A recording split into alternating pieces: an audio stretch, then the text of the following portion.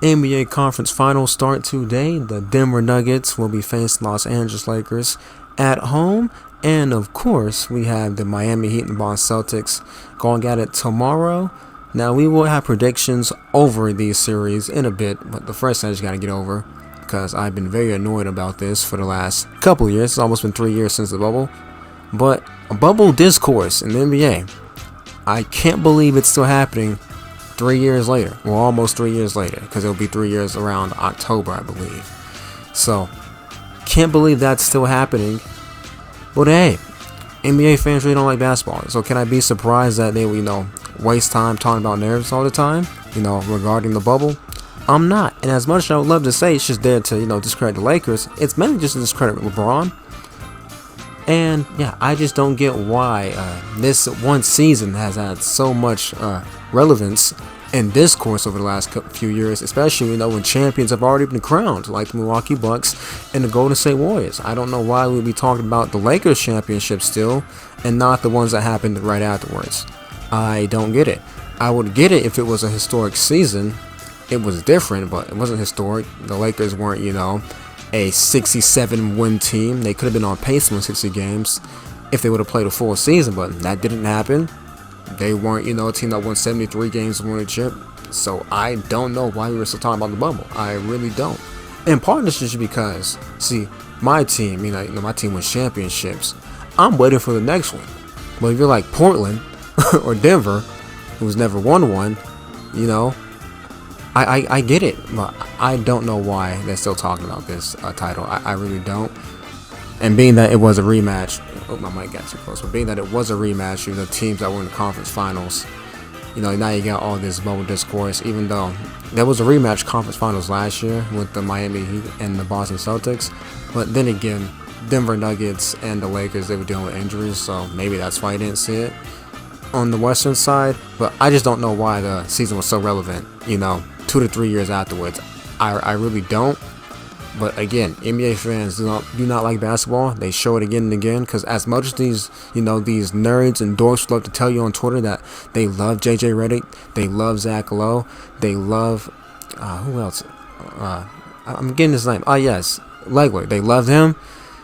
They don't, because if they did, they would be tuned in those shows more, and it wouldn't be just First Take Undisputed or whatever else is on when it comes to these sports talk shows. It wouldn't be that, but it is, and it's really that simple. Like, if they really like Lowe, Redick, Legler so much, then it wouldn't be just Stephen A and Skip all the time, or Kendrick, like whoever. It wouldn't be the case, but it is. So we'll just move on with that. Let's go with these series predictions now. I got the Lakers winning in 6 because why not? It's worked the last 2 series. Why not again? And the formula is very simple. You win one on the road, you win the rest at home. Believe they get the job done tonight in Game 1? Now, I would hope so, because I won't be able to watch Game 2. I would hope that they get the job tonight done in Game 1, and they do lose Game 2, then it's whatever, it's a tie series. But hopefully they get the job done tonight in Game 1, and hopefully, honestly, let's just hope they get a 2-0 lead. And then if they lose game at home, it's not the end of the world. But looking forward to the series. Nikola Jokic, 2-time MVP. That's going to be a tough cover for Anthony Davis primarily, and the Lakers as a whole. But I think Anthony Davis and LeBron James will also be a tough cover for the Nuggets. So looking forward to those matchups. Both teams can be had in transition when it comes to that transition defense. Both teams can be had there. The Lakers shouldn't shoot as many free throws because the Nuggets don't foul as much. So I would expect less free throws. But I still expect the Lakers, not the Lakers, I mean LeBron James, Anthony Davis, I still expect the offense to have an uptick a bit more, because it's not the same defensive personnel that they see, against Memphis or Golden State with guys like not LeBron James, guys like Draymond Green and Kevon Looney. It's not the same defensive personnel. They are better equipped when it comes to guarding guards this time around, but they should have an easier time getting to the rim. We already wasted most of our time on the Lakers Nuggets of this. I'll do a more in-depth matchup. Maybe I'll do more in-depth stuff after Game 1. We'll do that later. But we'll just talk about Miami and Boston. Yes, I had the Lakers in 6. Let me reiterate that. I had the Lakers in 6. Now, Miami, Boston. Same thing. We got Celtics winning in 6. I mean, why Miami doesn't have the firepower that Boston has. They got Eric Spoelstra.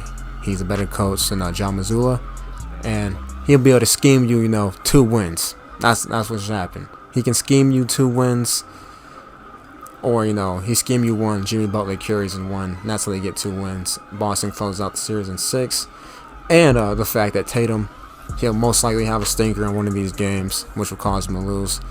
But either one of these series can go 7. I'm just going with 6 because why not? But yeah, I'm looking forward to both these games. If Tyler Hero won't be able to come back. They'll have to make it to the finals for Tyler Hero to come back. So that's really going to hamper Miami. Because again, why I don't think Joe Mazzulla is as good as a coach as Eric Spoelstra. And Eric Spoelstra clearly outclassed him when it comes to schemes and everything. They just won't have enough. And as you get further in the playoffs, your depth, your schemes matter a bit more. And I'm one that will say depth is overrated. But when you don't have Tyler Hero out there, I don't think they're just going to be able to rely on guys like Max Strus and Gabe Vincent, along with Jimmy Butler and Bam, to keep winning them games. I don't think so. And then the Knicks, they weren't as star-studded. Well, the Knicks aren't star-studded. They weren't as star-studded as Boston. So, looking forward to both these series. I think they both will be very entertaining. And another thing we'll just get into, because this is another obvious one that's going to occur, being that it's the Boston Celtics and Lakers are involved, is the league rigging finals matchups for the Boston Celtics and Los Angeles Lakers. I wouldn't say so. The main reason why is there's just so many good finals matchups that we never had over the course of all these years. The main one being LeBron James, Kobe Bryant. We never got that. And it's not me saying that refs or officiating can't, influence a game or swing a game one way or another.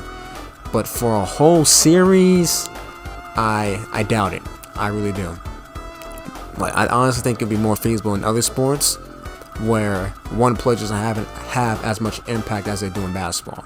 Because in basketball, LeBron could literally just get you 60 points, and he averages 40 throughout a series, and you win the series that way. He could just carry you to a series victory. But can bad calls swing a game, cost a team to lose a game? Sure, but are they rigging it for the Lakers and Celtics? No, because Celtics only won 1 ring, and the Lakers only won what? Well, they won a few. They won a few more. 3, 2, 3. So they only won 7 rings in the last 20 years. And that was the case, then why haven't, Philadelphia or the Knicks won anything if it was really just about rigging it for the big markets? But that's all we got. We got the Lakers in 6, Celtics in 6, without the way. Ladies and gentlemen, y'all stay safe. I'm out.